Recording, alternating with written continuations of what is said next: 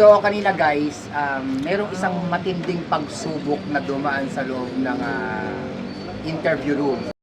The views and opinions expressed by the hosts, vloggers do not necessarily reflect the official policies and position of this office, the NCRPO and the PNP.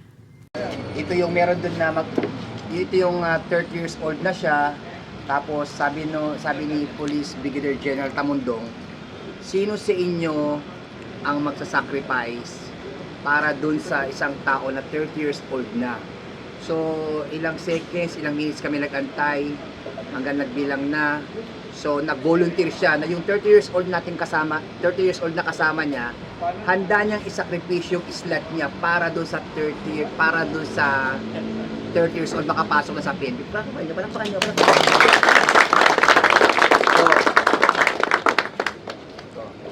So dahil doon, sa pinakita niyang hinangaan siya ni Police Brigadier General Tamundong, sa pinakita niyang sakripisyo at pagiging makatao niya, exempted na siya sa interview at pinag-prepare na siya para sa kanyang oath taking.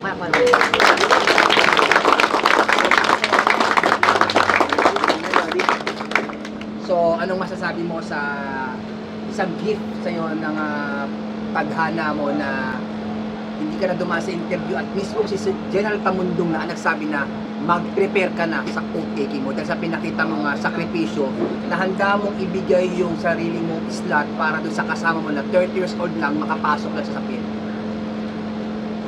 Nais ko pong pasalamatan ang PNP sa opportunity na mapabilang po sa organisasyon po.